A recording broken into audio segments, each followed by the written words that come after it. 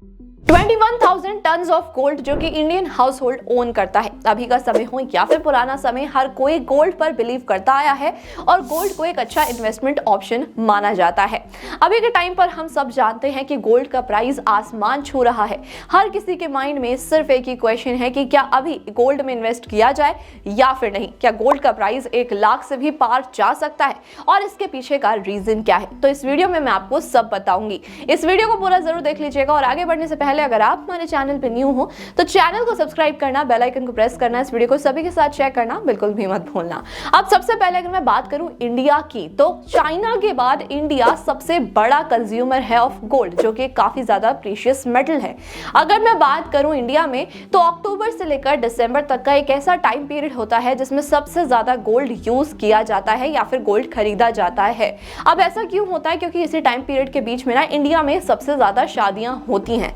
अगर मैं बात करूं रिपोर्ट की, तो as per the report also लगभग 60% गोल्ड इसी टाइम पीरियड के बीच में खरीदा जाता है बाय इंडियन हाउस होल्ड्स। अब अगर बात की जाए कि किस फॉर्म में खरीदा जाता है, ज्यादातर लोग अभी भी यही बिलीव करते हैं कि उन्हें ज्वेलरी की फॉर्म में ही गोल्ड खरीदना चाहिए। अगर हम शादियों में किसी को गिफ्ट भी कर रहे हैं या फिर शादी के लिए ही गोल्ड खरीद रहे हैं, तो वो सब हम ज्वेलरी फॉर्म में खरीदते हैं। और आज भी इंडिया में सबसे ज्यादा गोल्ड ज्वेलरी फॉर्म में ही खरीदा जाता है, जो कि एक बहुत बड़ा लॉस है। अब अगर आप इन्वेस्टमेंट पर्पज से गोल्ड खरीद रहे हो, तो इन दैट सिचुएशन आपको एक ऐसे फॉर्म में इन्वेस्ट करना चाहिए जहां पर आपको एक्स्ट्रा चार्जेस पे ना करना पड़े। अगर मैं ज्वेलरी की बात करूं, तो ज्वेलरी में आपको बहुत ज्यादा मेकिंग चार्जेस पे करने पड़ते हैं और उन मेकिंग चार्जेस की वजह से आपको लॉस फेस होता है, क्योंकि जब आप उस ज्वेलरी को सेल करने जाओगे तो उसकी रीसेल वैल्यू कम हो जाती है। वहीं अगर मैं बात करूं कुछ ऐसे फॉर्म में जैसे कि डॉलर हो गया, बिस्किट हो गया, अगर आप इस फॉर्म में यानी कि सॉलिड फॉर्म में गोल्ड को खरीदते हो, तो वहां पर आपके मेकिंग चार्जेस नहीं लगते हैं, जिससे कि आपका अमाउंट सेव हो जाता है। अगर आप चाहो तो आप ई फॉर्म में भी गोल्ड को खरीद सकते हो, जहां पर आपको अच्छे रिटर्न्स भी मिलते हैं और साथ में आपको गोल्ड का जो बेनिफिट मिल रहा है वो भी मिलता है। अब अगर इंडियन इंडिविजुअल्स की बात की जाए, तो इंडियन इंडिविजुअल्स को छोड़कर सेंट्रल बैंक भी गोल्ड खरीदना चाहती है और ज्यादा से ज्यादा गोल्ड में इन्वेस्ट करना चाहती है। अगर मैं बात करूं 2023 की, तो उस टाइम पर आरबीआई ने लगभग 16.2 टन का गोल्ड खरीदा था। अब अगर 2024 की बात की जाए, तो जनवरी में ही गवर्नमेंट ने लगभग 8.7 टन का गोल्ड खरीद लिया है। अब फेब में भी उन्होंने लगभग 4.7 टन का गोल्ड खरीद लिया है। तो टोटल आरबीआई के पास लगभग 13 टन का गोल्ड ऑलरेडी आ चुका है। आने वाले टाइम में सेंट्रल बैंक यानी कि आरबीआई इसमें और भी ज्यादा इन्वेस्ट करेगी। अब सिर्फ इंडिया ही नहीं, पूरे देश की यानी कि हर कंट्री की जो सेंट्रल बैंक है वो गोल्ड खरीदना चाहती है और गोल्ड में इन्वेस्ट करना चाहती है।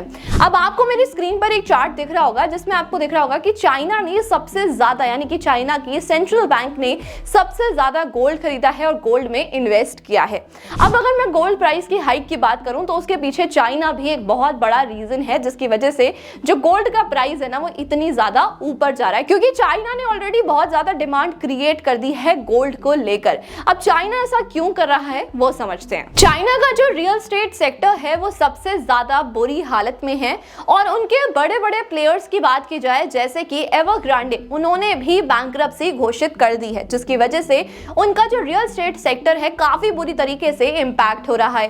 अब चाइना के लोग ना सबसे ज्यादा रियल एस्टेट में ही बिलीव करते हैं और उसी में ही इन्वेस्ट करते आए हैं। अब लोगों को ज्यादा ऑप्शन तो दिख नहीं रहा, या तो स्टॉक मार्केट ऑप्शन होता है या फिर गोल्ड ऑप्शन रह जाता है। अब चाइना स्टॉक मार्केट में क्यों नहीं इन्वेस्ट कर रहा है वो समझते हैं। अब अगर चाइना के जीडीपी की बात की जाए, तो उसमें रियल एस्टेट का कॉन्ट्रीब्यूशन लगभग 30% है। अब अगर वहां पर रियल एस्टेट अच्छा काम नहीं करेगा, तो जीडीपी गिरना शुरू हो जाएगी और जैसे ही जीडीपी इंपैक्ट होगी, स्टॉक मार्केट में भी लोगों को लॉस फेस करना पड़ेगा। इस वजह से लोग वहां से मूव होकर गोल्ड पर आ रहे हैं और गोल्ड उनको एक काफी ज्यादा सेफर ऑप्शन लग रहा है टू इन्वेस्ट इन। इसीलिए जो चाइना का गोल्ड परचेसिंग है वो काफी ज्यादा इंक्रीज होता जा रहा है, जिसकी वजह से डिमांड इंक्रीज हो रही है और गोल्ड का प्राइस आसमान छूता जा रहा है।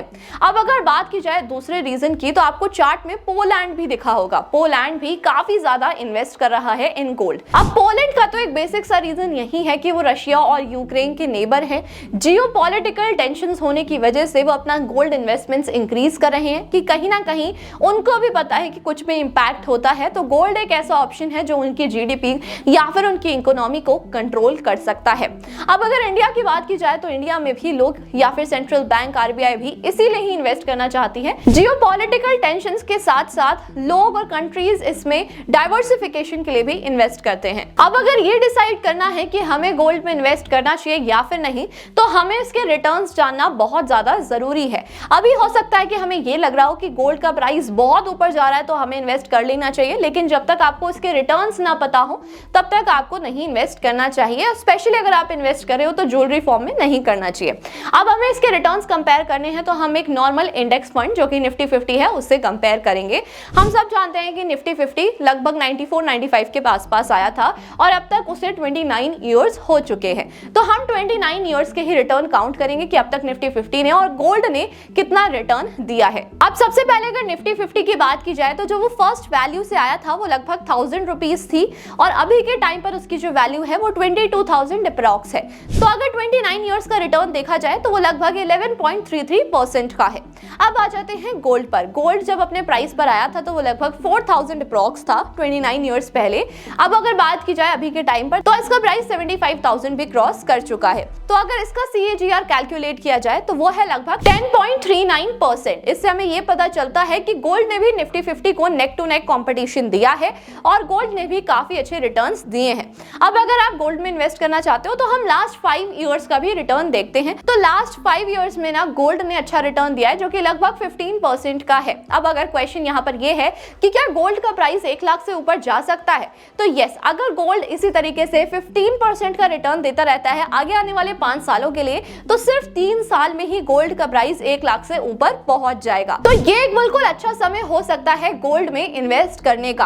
अब अगर आप गोल्ड में इन्वेस्ट कर रहे हो, मैं फिर से यही बोलूंगी कि आपको ऐसे फॉर्म में इन्वेस्ट करना चाहिए जहां पर आपको एक्स्ट्रा चार्जेस और GST पे ना करना पड़े। तो अगर आप चाहो तो आप SGBs यानी कि सॉवरेन गोल्ड बॉन्ड्स में इन्वेस्ट कर सकते हो, जिससे कि आपको ज्यादा बेनिफिट भी मिलेगा और साथ में यहाँ पर आपको 2.5% का पर एनम रिटर्न भी मिलता है। और अगर सॉवरेन गोल्ड बॉन्ड की बात की जाए तो ये काफी ज्यादा सेफ होते हैं टू इन्वेस्ट इन। अगर आप डिजिटल गोल्ड में इन्वेस्ट करना चाहते हो तो आप वहां पर भी इन्वेस्ट कर सकते हो। गोल्ड का प्राइस तो इंक्रीज होता ही है, जब आप चाहो आप उसे फिजिकल गोल्ड में कन्वर्ट करा सकते हो, बट यस वहां पर आपको थोड़ी सी ज्यादा फीस पे करनी होती है। अगर आप चाहो तो गोल्ड के ETFs यानी कि गोल्ड बीज में भी इन्वेस्ट कर सकते हो, वहां पर भी आपको अच्छा रिटर्न मिलता है। सो एट लास्ट आई होप आपने कुछ सीखा होगा और आपने डिसाइड कर लिया होगा कि आपको कहां पर इन्वेस्ट करना है। स्टिल अगर आपको कोई भी कंफ्यूजन है आप मुझे कमेंट करके पूछ सकते हो। अगर आप गोल्ड के ETF में इन्वेस्ट करना चाहते हो तो उसके लिए आपको एक डीमेट अकाउंट की जरूरत जरूर पड़ेगी। लिंक आपको हमारे डिस्क्रिप्शन बॉक्स और पिन कमेंट में मिल जाएगा।